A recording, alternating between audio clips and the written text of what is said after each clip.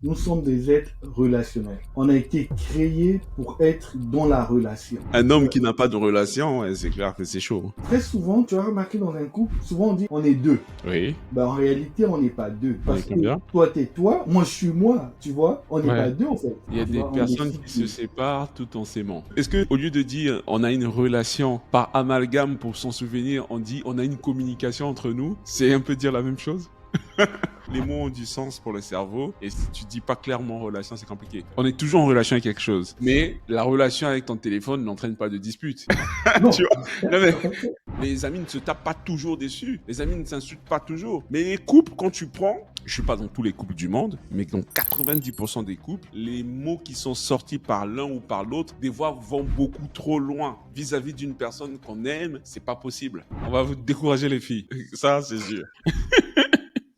Si, au niveau de ton système de pensée, donc dans la manière dont tu perçois les choses, la programmation n'est pas bien faite, tu vas te sentir en insécurité. Et quand tu te sens en insécurité, il n'y a pas une autre réponse que la protection. Les disputes sont plus fréquentes dans le couple parce qu'elles viennent du niveau d'attente qu'on peut avoir vis-à-vis d'un partenaire ou d'une partenaire. Les disputes sont la conséquence ou le reflet de sa perception qui elle-même est le reflet de tout ce qu'on a emmagasiné sur toute sa vie. Là, on est en train de parler juste d'un seul petit truc. T'imagines si on doit avoir une telle réflexion intellectuelle pour toutes les situations qui sont des situations de dispute, mais il faut passer des années, des dizaines d'années pour travailler sur soi. Il n'y a pas de solution plus rapide là? La solution plus rapide, c'est vraiment... Hello à tous, bienvenue dans ce nouvel épisode de notre podcast Mental Success. Je suis accompagné de Luc-Antoine Sambou qui a appris auprès des préparateurs mentaux de Manchester United. Et pour l'épisode d'aujourd'hui, on va aborder un sujet qui est très intéressant, je pense qu'il vous intéresse un peu tous. Et le sujet, c'est pourquoi les couples se disputent tout le temps. Pourquoi on se dispute dans les couples? Pourquoi alors que on s'aime? Pourquoi alors que on a choisi de vivre ensemble parce que on a vu une attirance l'un pour l'autre? Pourquoi les disputes sont si fréquents dans le couple? Pour éclairer notre lanterne, on va aborder le sujet sur l'angle vraiment des neurosciences et de l'intelligence émotionnelle. Et c'est là que je vais donner la parole à Luc Antoine pour que Luc, tu nous expliques pourquoi les couples se disputent. Merci Frédéric, bonjour à tous. Alors, c'est un sujet qui me passionne beaucoup et qui est très intéressant. Alors, donc, avant d'expliquer pourquoi les couples se disputent régulièrement, j'aimerais aborder la question sur la relation. Il faudrait d'abord comprendre le concept de la relation parce que les deux personnes sont dans une relation.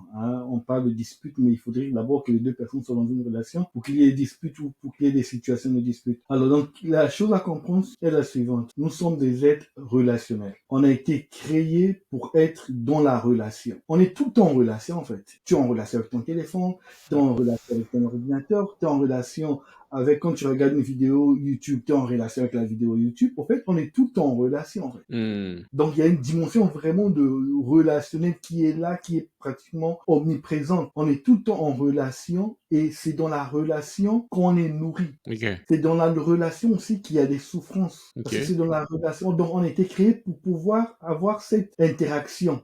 Et donc, c'est pourquoi les gens sont dans des relations parce que ça les nourrit. Normalement, à la base, quand on rentre dans une relation, c'est pour que ça nous nourrisse. Et donc, le vrai épanouissement se trouve dans la relation, s'expérimente dans la relation, pas ailleurs. Je prends un exemple aujourd'hui. Si on te donne des milliards, ok, et on t'envoie, je ne sais pas, au pôle Nord, dans un endroit où tu es tout seul, mais t'es dans un hôtel de 5 étoiles, avec tout, mais tu es tout seul, avec tout ton argent. Ouais. C'est chaud. Ouais. Non, c'est clair que ça peut mal finir. Ça peut finir en suicide parce que un homme qui n'a pas de relation, c'est clair que c'est chaud. Voilà. Et donc, tu as besoin d'être nourri, tu as besoin de cet échange, de cette interaction. Et donc, je vais aborder un autre point qui est la communication, mais qui est en lien avec la relation. Alors, très souvent, tu as remarqué dans un couple, souvent on dit on est deux. Oui.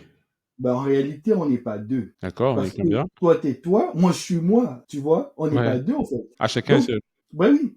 Et entre donc le monsieur et la femme, donc les deux partenaires, il y a quelque chose au milieu. En fait, il y a trois entités. Il y a trois entités. Et c'est pourquoi, parfois, tu vois, il y a des personnes qui se séparent, mais tout en s'aimant toujours. C'est bizarre. Il y a des personnes qui se séparent tout en s'aimant. Ok. Oui, tout en s'aimant, en fait. Ok. Pourquoi? Parce que on n'a pas pris soin de la troisième entité, mais qui est au milieu, c'est la relation. C'est que il y a les deux personnes. En fait, il n'y a pas un lien direct entre les deux personnes. ce que je veux dire. Hmm. Le lien, le pont, c'est la relation. Donc, la communication, on parle tout le temps de la communication, mais la communication vient du mot communicare en latin, qui signifie entrer en relation Hmm. avec. Tu vois, là, ça change tout, en fait. Ouais, d'accord. Donc, ça veut dire que quand je communique avec la personne, Hmm. je rentre en relation avec la personne. Ah, c'est très intéressant. Et maintenant, la clé, c'est comment est-ce que je rentre en relation avec la personne. D'accord. Tu Ok. vois, ma manière de me connecter à la personne. Et c'est là où se joue, au fait, tout. Donc, est-ce que au lieu de dire on a une relation par amalgame pour s'en souvenir, on dit on a une communication entre nous, c'est un peu dire la même chose? Oui, mais au fait, si tu dis communication, comme les gens sont habitués à entendre le mot Ouais, communication, ben, d'accord. ils vont pas comprendre Ouais, ils vont pas vraiment. faire le Ouais, lien. Les mots ont du sens pour le cerveau. Et si tu dis pas clairement relation, c'est compliqué. Mais ce que tu as oui, voulu induire, c'est que la communication, de son origine étymologique, veut dire rentrer en relation. Donc, c'est déjà la base pour entretenir cette relation. C'est ça? oui. Donc, Ok. c'est important de comprendre ce concept qu'il y a l'autre, donc il y a moi, il y a l'autre, et il y a la qualité de la relation. Donc, c'est ce qu'on doit protéger, c'est ce qu'on doit nourrir, c'est la qualité de la relation qu'il faudrait préserver. Donc, tu Hmm. vois, par exemple, il y a certaines personnes qui s'aiment, mais qui ont une qualité de relation toxique. Tu vois, ils s'insultent, ils se tapent dessus, ainsi de suite. Tu Ouais. vois, c'est la manière dont ils rentrent Ouais. en relation avec l'un et l'autre, en fait. Hmm. Ouais, ouais, je comprends parfaitement. Voilà. Ouais, vas-y, dis-moi. Alors, donc, si on vient à la question des disputes, donc déjà, le point, c'est de comprendre la relation. Donc, Hmm. c'est pratiquement impossible qu'on vive sans relation, en fait. Même quelqu'un qui dit que j'ai pas d'amis, mais cette personne est toujours en relation avec quelque chose. Ouais. Et donc, nous sommes des êtres émotionnels. Non, mais attends, là, tu viens de dire quelque chose. On est toujours en relation avec quelque chose. Oui, Tu es d'accord avec ou moi? avec quelqu'un, ou quelque chose. Mais la relation avec ton téléphone n'entraîne pas de dispute. Tu Non. vois? Non, mais c'est là où je veux Ouais. vraiment que tu nous expliques bien parce que on est bien en relation avec plein de, par exemple, toi et moi, on est en relation en tant qu'amis, en tant que partenaire. J'ai rarement eu des occasions de me disputer avec toi, tu vois? Mhm. J'ai des amis, moi j'ai des frères, on fait des années sans se disputer. OK. Mais explique-nous pourquoi quand il s'agit du couple, maintenant tout part en cacahuète. Alors, parce que derrière la communication, rentrer, j'ai dit la communication, c'est entrer en relation avec une personne. Ouais. Et quand tu rentres en relation, quand tu te connectes avec la personne, il y a une notion de proximité, tu vois, il y a une notion de proximité. C'est pourquoi quand tu rencontres une personne pour la première fois, tu vous vois la personne. Pourquoi est-ce que tu vous vois la personne? Je sais pas si tu t'es posé la question, pourquoi Oui, tu mais vous vois la je pense personne, que c'est après tu la tutoies. non, je pense que c'est l'éducation. C'est automatique par l'éducation, non? Oui, par l'éducation. Mais en Hmm. gros, c'est pour créer d'abord une distance. Ouais. Tu Ok. vois, c'est pour créer une distance. Donc, plus, tu vois, tu t'habitues avec la personne, plus tu peux te permettre de tutoyer la personne, tu peux te permettre de te rapprocher de la personne. Mhm. Donc, la différence entre la dimension ami, épouse ou partenaire est la suivante. C'est que avec ton partenaire ou ton épouse, il n'y a plus de barrière en fait. Ouais. Tu vois, il n'y a plus de barrière et ce qui fait que on ressent fortement les choses par Là, rapport à quelqu'un qui est éloigné en fait. je t'avoue que pour moi, c'est pas très clair. Franchement, il faut que tu me convaincs là-dessus. Parce que je Ok. n'arrive toujours pas à comprendre pourquoi avec les femmes c'est compliqué. Parce que il y a des C'est pas relations. les femmes, hein, c'est la relation, pas les femmes. Pas les femmes, non, non, faut pas dire ça. Non, mais moi, je suis un homme. Le sexe opposé, c'est la femme. Si c'était une femme Ok, qui parlait, elle allait dire, je comprends pas pourquoi avec les hommes c'est compliqué. bon, d'accord, ok, je Donc, comprends ta question. ce que tu veux me dire, c'est que c'est pas la femme le problème, c'est la relation. C'est ça? Non, ce que je suis en train de dire ici, c'est la différence. Je peux répondre d'abord à ta question entre des amis et le partenaire, en Oui, fait. mais Tu bon, vois, c'est pas la même chose. revenons là-dessus, je suis d'accord. Revenons Tu vois, là-dessus. c'est pas la même chose Je suis pas parce que, convaincu. Je suis pas convaincu parce que si tu ne m'expliques pas scientifiquement qu'est-ce qui est la vraie différence, moi, je comprends pas. ok, Pourquoi c'est vrai que il n'y a pas de relation intime avec un ami, mais la relation intime n'est pas censée supposer qu'on se dit des vacheries ou on s'insulte. Il y a bien aussi des amis qui se disputent. Tu vois ce que je veux dire? Il y a des amis qui dépassent les bornes. Mais oui, moi, je dis, en fait, je connais plein de gens comme moi-même qui peuvent passer des années avec des personnes avec qui ils sont en relation, même s'il y a des fois où on n'est pas d'accord, sans que ça ne prenne les proportions que ça peut prendre dans un couple. Tu vois ce que je veux dire? Il y a quand même une différence. Les amis ne se tapent pas toujours dessus. Les amis ne s'insultent pas toujours. Mais les couples, quand tu prends, je suis pas dans tous les couples du monde, mais dans 90% des couples, les mots qui sont sortis par l'un ou par l'autre, des fois, vont beaucoup trop loin vis-à-vis d'une personne qu'on aime. c'est pas possible. Mais pourquoi on en arrive alors qu'avec un ami, on se permettrait pas? Un ami, je parle d'un ami très intime, quelqu'un avec qui tu as grandi depuis que tu as 4 ans jusqu'à aujourd'hui. Il y a des gens, ils sont amis depuis la naissance, mais ils se sentent des fois disputés, mais avec beaucoup de respect. Tu vois ce que je veux dire? Ouais, ok. Est-ce que tu es d'accord qu'il y a certaines choses qu'on peut te dire par un ami, Oui. et tu entends, tu te dis, bon, ok, bof, bon, c'est son opinion, mais quand c'est ton épouse, ça fait mal. Oui, je suis d'accord. Ok. Et donc, c'est ce que je t'expliquais, au fait, c'est la dimension de proximité, au fait. Parce qu'avec elle, au fait, le lien émotionnel, vous êtes tellement connectés que le moins faut pas, ça fait mal.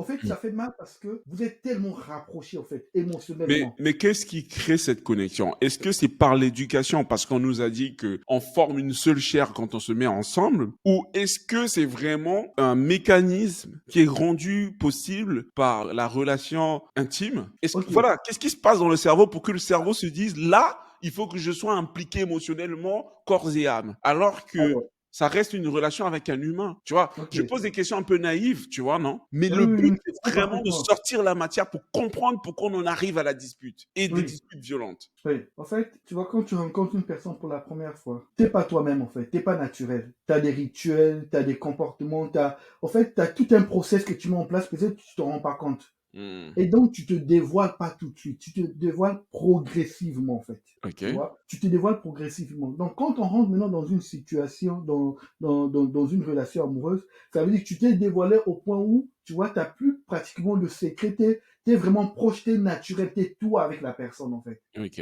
Et donc, c'est pourquoi ça fait plus mal quand c'est cette dernière-là qui fait quelque chose. Et autre Hmm. chose, c'est que on a une attente, tu vois, implicite de ce que devrait être l'attitude de l'autre envers moi, en fait. Donc, c'est pourquoi, tu vois, ce que peut-être va faire un ami, je peux pas le prendre au même degré que ce que va faire mon épouse, en fait. Tu vois? Ok.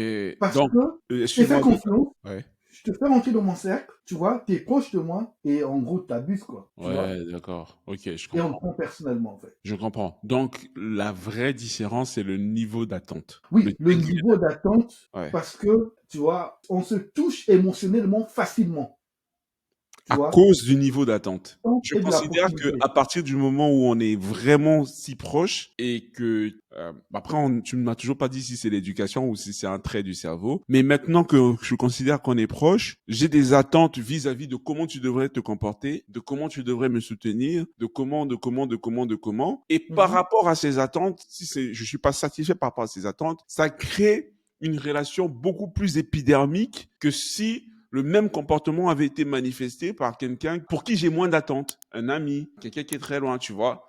Quand on est critiqué sur les réseaux sociaux, on s'en fout, mais quand c'est Ouais. la femme qui critique, ça fait beaucoup. Je comprends très bien. Ok. Et donc, pour donner un autre exemple par rapport à ça, tu vois, parfois, il y a certaines personnes qui peuvent te faire peut-être un reproche, une remarque par Mhm. rapport à peut-être un truc que tu n'as pas fait ou que tu aurais dû faire. Mhm.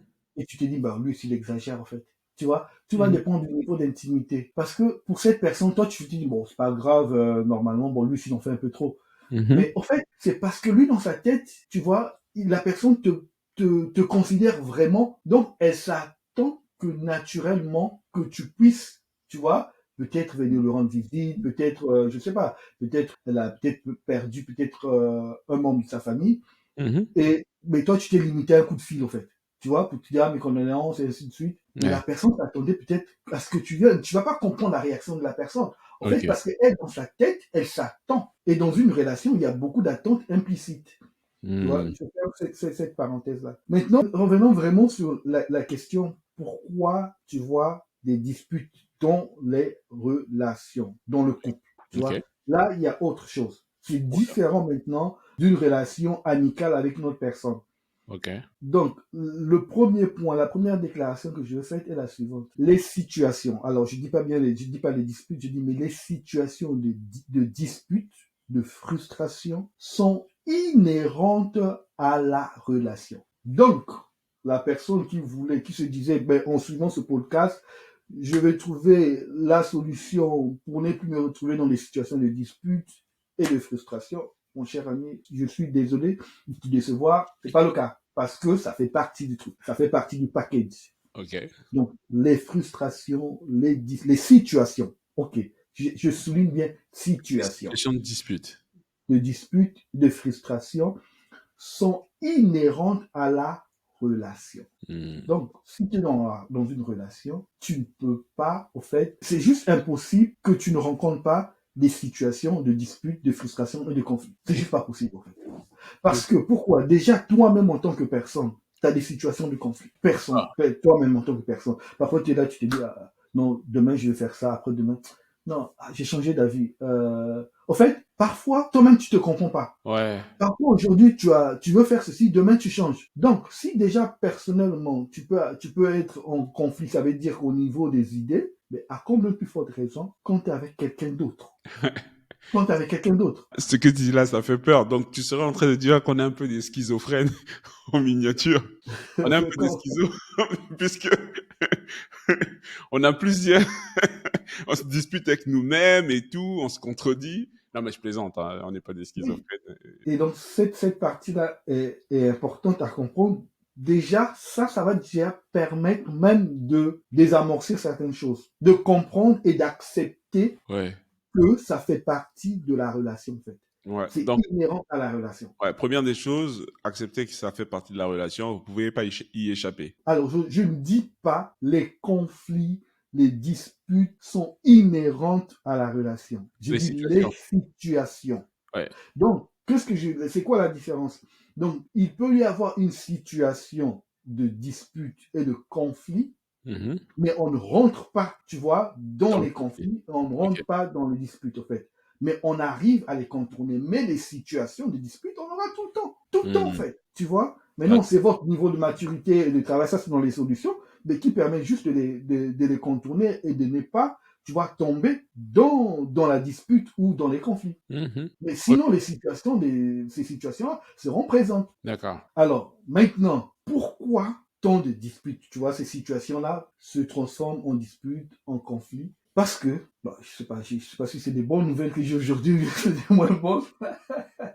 Ah, aujourd'hui, on est là pour vous décourager, les gars, hein. On va vous décourager, les filles. Ça, c'est sûr. Tout simplement parce que le foyer et le couple, tu vois, le foyer est l'endroit idéal, Oui. ben, où se manifestent les disputes et les conflits, en fait. C'est pourquoi je comprenais bien ta question sur les relations amicales, la différence entre les relations amicales et amoureuses. Tu as tout à fait raison, parce que là, c'est particulier. Donc, Parce le que, foyer, mais qu'est-ce que ça veut dire, ça? Le foyer est l'endroit idéal. ben, au fait, puisque vous êtes à deux maintenant, Oui. avant d'être seul, Oui. avec ton ami ou ton partenaire d'affaires, vous Mhm. partagez pas tout. Non. Non. Et les choses sont bien définies. Oui. Ok, dans une relation de couple, vous êtes censé tout partager. Oui. Ah, ok. Donc, déjà, là, ça veut dire que tu peux plus faire forcément ce que tu veux faire. Tu dois tenir compte de l'autre. Dans une relation d'affaires aussi, hein. Oui, dans une relation Mais, d'affaires mais c'est pas aussi, tout le temps. mais C'est c'est pas tout le temps, pas la même ouais. fréquence en fait. Ouais. Tu vois, pas la même fréquence. Et donc, et c'est l'endroit où les besoins de l'un et de l'autre Mhm. sont comblés. Ok.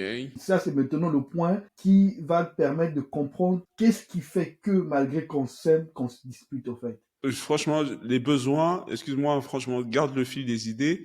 Les besoins de l'un et de l'autre sont comblés dans le foyer. Effectivement, je n'attends pas à ce qu'un partenaire ou un associé ou un ami puisse combler mes besoins émotionnels, tu vois, si je me sens pas bien ou si j'ai, je sais pas moi. Voilà, on va prendre la situation, on se sent pas bien parce qu'on vit une situation difficile, etc.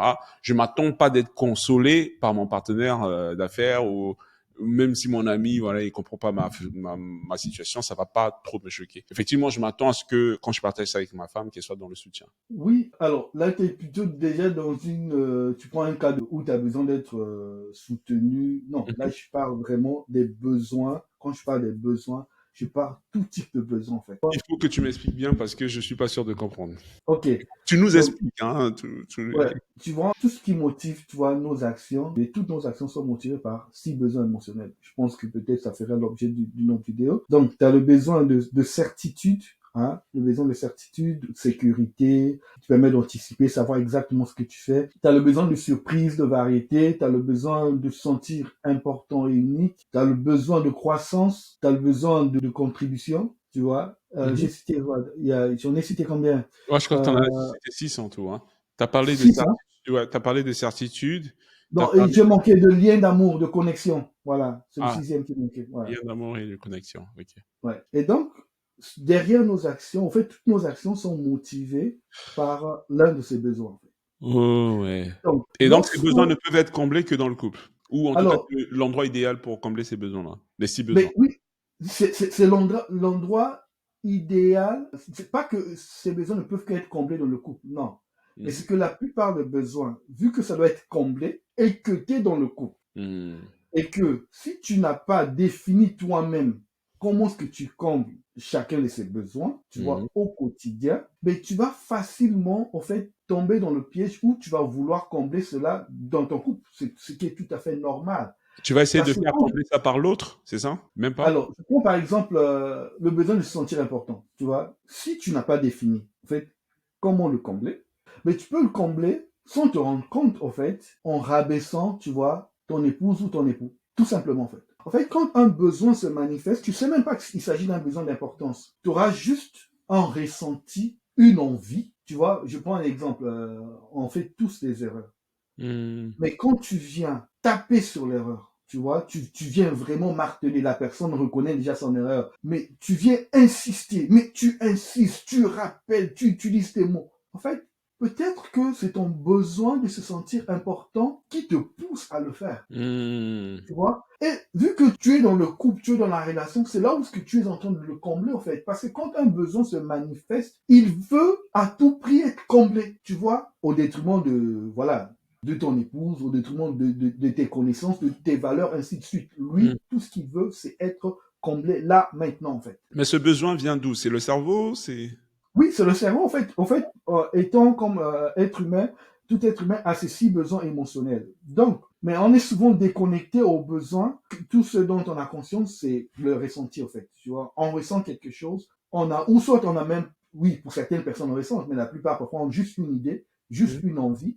Mais en réalité, cette envie est propulsée par un ressenti, et ce ressenti, tu vois, Mhm. vient d'un besoin non comblé, en fait. Ah, mais je comprends pas comment personne n'a jamais parlé de cette histoire-là. Moi, depuis que je suis né, j'ai jamais entendu parler de ces histoires de besoins, là. Mais, mais j'ai dit, mais il y a une faille dans ce système mondial.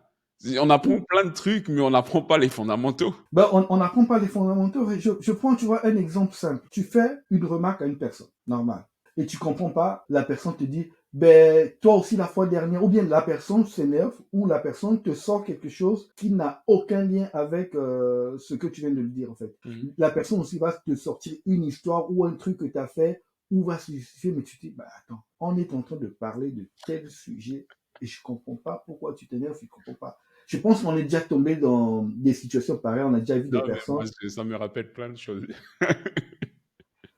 Et tu te poses la question, mais pourquoi? Toi, tu penses que peut-être on va se dire, la personne ne sait pas ce qui se passe. Ben, elle sait. Elle sait qu'elle a tort. Ouais, Elle sait qu'elle a tort. Mais elle se défend quand même. ouais. Tu vois? Elle se défend. Pourquoi? Parce que je t'ai parlé des six besoins émotionnels. Le premier besoin, c'est quoi? Le besoin de certitude, donc le besoin de sécurité, un besoin hyper important. Donc, moi, quand je te fais une remarque, je te fais un reproche, du coup, si au niveau de ton système de pensée, donc dans la manière dont tu perçois les choses, la programmation n'est pas bien faite, tu vas te sentir en insécurité. Ok. Et quand tu te sens en insécurité, il n'y a pas une autre réponse que la protection.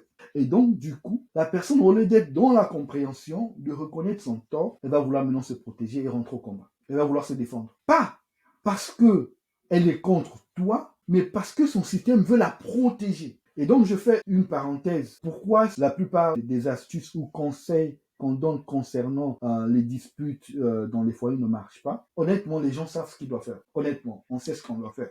Ah ouais. Je pense qu'on a tous été conseillés. Quand tu as tort, si on te fait un reproche, tu acceptes et tu demandes pardon et on passe. Mais c'est pas le cas. Dans la plupart du temps, c'est pas comme ça que ça se passe. Tu Ouais. vois, je vais vouloir me justifier, je vais vouloir expliquer, ainsi de suite. Et donc, pourquoi? Parce que la plupart de ces solutions sont basées sur la volonté. Ok? Ma volonté à reconnaître mon tort. Mais on sait tous que quand tu mets intensité émotionnelle et volonté, l'intensité émotionnelle prime souvent la plupart des cas. En fait. Ah ouais. Et donc, ça veut dire que la personne va ressentir, elle sera dans un autre état, puisque son corps va sécréter des hormones pour pouvoir la mettre dans une position défensive. Mhm. Ben, c'est ainsi qu'elle va oublier que le monsieur qui est en face, c'est monsieur mon mari. Ah ben oui. Parce que la première des choses, elle doit se protéger d'abord elle, et non toi, et Hmm. non les enfants.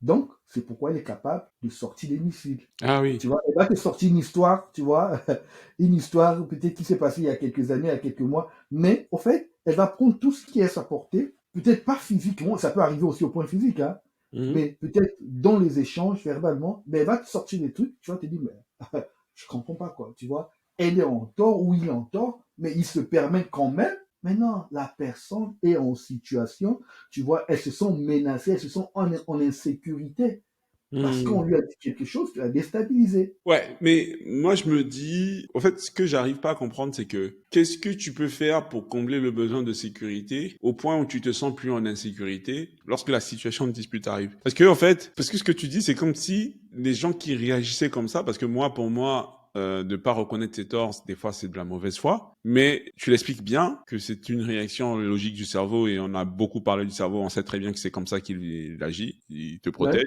Maintenant, comment tu traites le besoin de sécurité au point où tu ne tombes pas dans cette mauvaise foi-là? Parce que c'est pas de pas reconnaître ses torts quand tu vis avec quelqu'un. C'est usant à la fin, tu vois. Au début, ça va, ça va. Après 10 ans, 15 ans, une personne qui n'accepte jamais qu'on lui fasse le moindre reproche et qui ne reconnaît pas ses torts, ça fatigue tout le monde. Donc, comment cette personne-là peut faire? Concrètement, ce que cette personne peut faire, mais il faudrait déjà que j'explique un peu d'où vient cette réaction. Tu vois, parce que c'est pas tout le monde, en fait, dans toutes les situations, c'est pas à toutes les personnes que tu fais un reproche qui va réagir pareil. Donc, Oui. si c'est pas la même réaction, ça veut dire que il y a quelque chose qui s'est passé avant, en fait. Il y a une Mhm. étape à préciser. C'est que ça veut dire qu'il y a une histoire, donc, dans son historique de la personne, Mhm. sa relation, tu vois, au reproche a été biaisée, en fait. Elle est négative. Elle n'est pas bonne, en fait. Mhm. Donc, ça veut dire peut-être que quand on lui faisait des reproches, on l'humiliait, tu vois, elle a mal vécu ça. Donc, pour elle, les reproches, c'est quelque chose de vraiment négatif. Tu vois, Mhm. c'est vraiment négatif. Pour elle, elle ne perçoit pas cela comme un moyen pour s'améliorer. Mhm. Donc, c'est ça. En fait, ce qui crée le ressenti, c'est la perception de la chose. Ok. Donc, on peut faire le reproche à deux, trois personnes, ils n'auront pas tous la même réaction, en fait. Tout simplement parce qu'ils n'ont pas la même perception. Donc, il faudrait que la personne puisse, tu vois, retravailler sa relation au reproche. Wow. Tu vois, sa relation au reproche, fait, comment est-ce qu'elle perçoit ça? En fait, le vrai problème, c'est comment est-ce qu'elle perçoit ça. En fait, toi, tu fais juste un reproche, mais elle entend autre chose. Mhm. Tu vois, elle entend autre chose. Et c'est ce qu'elle entend, au fait, c'est la conclusion qu'elle tire quand son cerveau a compris, ah, menace, insécurité, et là, il réagit. Là, on est en train de parler juste d'un seul petit truc, le reproche. Oui, T'imagines si on doit avoir une telle réflexion intellectuelle pour tous les biais, toutes les situations qui sont des situations de dispute, mais il faut passer des années, des dizaines d'années pour travailler sur soi au point d'arriver à un point où il n'y a pas de solution plus rapide là. Euh, la solution plus rapide, c'est vraiment parce qu'en fait, vu que ça vient pas de toi en fait, tu Ouais. vois, je vais expliquer pourquoi c'est aussi rapide et c'est direct. C'est parce que en fait, dès que tu vis une situation difficile dans ta vie, ça s'enregistre dans ce qu'on appelle la mémoire émotionnelle. Ok. Donc, Ce que les euh, croyants appellent l'âme, ça s'enregistre dans l'âme. oui, tu vois, ça s'enregistre dans la mémoire émotionnelle. Mm. Donc, quand tu perçois une situation, je prends par exemple là, toi pour avoir peur, il faudrait que tu vois quelque chose, que tu comprennes, tu te rends compte que ah, là, il y a un lion qui arrive. Et là, du coup, tu as eu le temps de voir le lion, de te dire, ah, il est dangereux et ben, il peut me dévorer. Et après, il y a tout le mécanisme qui va s'enchaîner, en fait. Parce que tu Mm. as vu, tu as envoyé l'information. Donc, tu as compris, tu as eu le temps d'analyser et t'envoies, tu vois, l'information. Ça, c'est ce qu'on appelle le circuit lent de la peur. Mm. Par contre, il y a ce qu'on appelle le circuit court. Ça veut dire que dès que tu as déjà vécu quelque chose, tu Mhm. vois, tu as déjà vécu quelque chose, tu as connu et qui était douloureux, ça s'enregistre dans la mémoire émotionnelle. Ça veut dire que la prochaine fois, lorsque une situation, même pas forcément la même situation, mais une situation similaire va s'approcher. Il faut savoir que avant que toi tu puisses détecter, voir la situation avec ton intellect, ton cerveau l'aurait déjà vu. Ok. Peut-être quelqu'un va me dire mais mon cerveau va le voir comment si je ne vois pas. Est-ce que tu t'es déjà retrouvé dans une situation où tu traverses, où tu marches et tu fais un faux pas, tu vois, tu as une réaction, un réflexe comme ça Mhm. Parce que tu te dis, mince, mais le gars, il aurait pu m'écraser. Tu vois, t'as un réflexe comme ça, en fait. Et là, Mhm. tu te dis, mais j'ai eu la chance. Je sais pas si t'as déjà eu un truc comme ça. Yeah. Mais attends, pourquoi tu dis que t'as eu la chance? Pourquoi tu dis qu'il aurait pu t'écraser? Parce que t'étais pas conscient. Mais comment est-ce que t'as eu le réflexe d'enlever ton pied? Ouais. C'est parce que, en fait, tu vois, nos sens captent, tu vois, captent l'info. Parce que tout n'est pas conscient, en fait. Tu vois, Mhm. ça prend le temps avant de monter au niveau conscient. Donc, tout ton être perçoit déjà, avant que toi, tu puisses percevoir la chose, ton système, lui, perçoit ça avant toi. Mhm. Tu vois? Et donc, vu que lui l'a perçu avant toi et qu'il sait qu'il y a quelque chose qui est enregistré dans la mémoire émotionnelle, réaction tout de suite. Donc, avant même que toi, tu puisses raisonner pour te protéger, parce que il te laisse le temps que ça monte, tu vois, au niveau de ton cerveau, pour lui, il se dit que ça va te faire mal encore. Ouais. Donc, il doit te protéger avant que tu te rendes même compte, au fait, de la Mm. situation. Ok. Et donc, la seule chose à faire, c'est de pouvoir vraiment mais travailler sur ça. S'il y avait vraiment un shortcut, je t'aurais donné le shortcut, mais il n'y a pas de raccourci par rapport à ça, puisque c'est dans ta mémoire émotionnelle. Donc, Ouais. même avant que tu vois la chose, ça va se déclencher. Ok. Et donc, c'est juste aujourd'hui, tu peux travailler sur un point. Donc, peu importe le reproche, tu peux te dire, OK, s'il y a une situation, tu vois, on me fait un reproche, parce que les reproches peuvent être multiples, je décide déjà de percevoir d'une manière générale, tu vois, on peut catégoriser les choses d'une manière générale, tel genre de situation de telle manière, en fait. Et en changeant ta perception avant le temps de pouvoir travailler, parce que c'est quand même important de pouvoir travailler sur ces questions-là, au moins, en ayant changé ta perception, ça va te permettre de mieux vivre la situation, en fait, déjà. Parce que si tu la vis mieux, tu vas aussi mieux réagir parce que Ok. tout va dépendre de l'intensité émotionnelle qui va se déclencher suite à la manière dont tu vas vivre la chose. Mais voilà, mais tout ça après c'est dans des solutions pratiques. Je pense que ça fait partie de l'objet d'une autre vidéo Ouais. où on pourrait rentrer vraiment dans les détails pour savoir vraiment concrètement comment est-ce qu'on fait parce qu'il y a encore beaucoup de choses à dire sur ce thème en fait. Donc, pour résumer un peu ce qu'on a compris là, c'est que déjà, les disputes sont plus fréquentes dans le couple parce qu'elles viennent du niveau d'attente qu'on peut avoir vis-à-vis d'un partenaire ou d'une partenaire, qu'on soit une femme ou un homme. Étant donné que les attentes sont plus fortes vis-à-vis de son partenaire, c'est plus propice à des situations de dispute. La deuxième des choses qu'on a compris, c'est que les situations de dispute sont inhérentes au couple, c'est-à-dire que, étant donné qu'on est dans le couple avec des besoins et que nous-mêmes déjà, on est des êtres complexes, que déjà nous-mêmes on se dispute à l'intérieur de nous. On ne peut pas s'attendre à ce que une fois dans un couple qu'on ne se dispute pas, c'est normal. Donc ces situations de dispute sont normales et ce que tu as dit enfin c'est que Je vais juste souligner un ouais, point. n'hésite Les pas à m'arrêter à chaque situations, les situations. Ça veut dire, par exemple, on va te demander, Frédéric, est-ce que tu peux laver les enfants, tu vois? Ça peut être une situation de c'est dispute. ça. Si tu rentres pas. Donc, les situations sont là, mais ça veut pas dire qu'on rentre dans la C'est ça. dispute. Donc, les situations sont normales. Les situations Ouais. de dispute sont normales. Et c'est la perception de la situation de dispute qui favorise le conflit ou pas. Mais, Donc, et cette perception, on l'a dit, elle n'est pas liée au moment présent, elle est liée à tout son bagage émotionnel, à tout l'historique, à tout ce qu'on a vécu depuis qu'on est petit. Donc, grosso modo, si on doit résumer à ce stade, hein, on n'a pas tout compris, mais à ce yeah, stade, les disputes sont la conséquence ou le reflet de sa perception qui elle-même est le reflet de tout ce qu'on a emmagasiné sur toute sa vie. yes, bien résumé. Il faut vraiment qu'on aille dans les solutions sur les prochaines vidéos parce que Ben oui, c'est important de pouvoir aborder ça parce que c'est vrai que c'est la relation de couple, c'est l'endroit où on est le plus épanoui, c'est l'endroit aussi où on se blesse, c'est l'endroit aussi où il y a beaucoup de souffrance. Donc, c'est important de, c'est l'endroit où beaucoup de de gens se comprendre ça et détruisent, de... effectivement. Donc, je vais arrêter la vidéo là parce que sinon elle sera trop longue. Je sais que c'est un sujet qui est très très intéressant et que vous aurez souhaité avoir les solutions aujourd'hui, mais ce sera pas aujourd'hui malheureusement. J'espère que vous avez aimé regarder la vidéo jusqu'à ce stade. N'hésitez pas à commenter, à mettre un like vraiment et surtout à partager à une personne qui est en couple, à une personne qui veut se mettre en couple parce que c'est toujours bien d'apprendre ces choses avant de se mettre sur le champ de bataille. C'est toujours mieux de préparer la guerre avant. Merci encore. Je vous dis au prochain épisode. Donc, si vous voulez avoir la suite, c'est le prochain épisode la semaine prochaine. Et passez une excellente semaine. Tchuss.